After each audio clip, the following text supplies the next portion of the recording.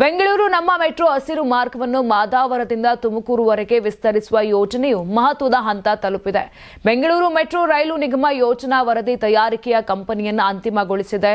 ಒಟ್ಟು 1.26 ಕೋಟಿ ರೂಪಾಯಿಗೆ ಡಿಪಿಆರ್ ತಯಾರಿಸುವ ಜವಾಬ್ದಾರಿಯನ್ನು ಆರ್ವಿ ಇಂಜಿನಿಯರಿಂಗ್ ಕನ್ಸಲ್ಟೆಂಟ್ ಕಂಪನಿ ಪಡೆದಿದೆ.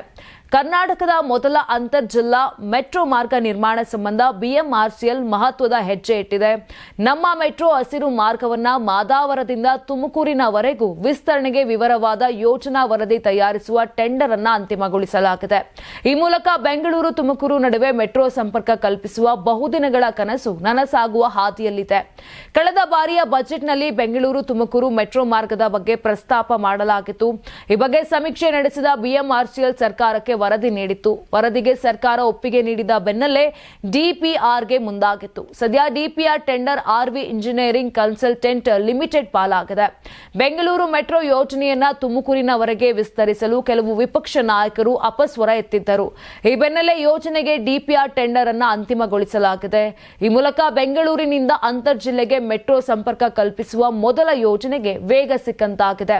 ಇದರಿಂದ ತುಮಕೂರು ಬೆಂಗಳೂರು ಮಧ್ಯ ಭಾಗದ ನಿವಾಸಿಗಳಿಗೆ ಅನುಕೂಲವಾಗಲಿದೆ.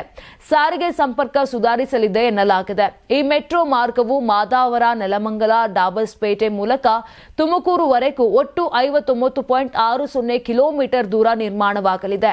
ಯಾರಾಗ್ತಾರೆ ಎಂಎಲ್ಎ ಅಭ್ಯರ್ಥಿ 2028 ಶೀಘ್ರದಲ್ಲೇ.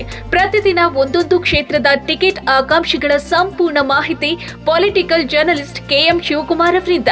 ಕರ್ನಾಟಕದ ನಂಬರ್ 1 ಡಿಜಿಟಲ್ ಮೀಡಿಯಾ ನಿಮ್ಮ ನೆಚ್ಚಿನ ಕರ್ನಾಟಕ ಟಿವಿಯಲ್ಲಿ ಮಾತ್ರ.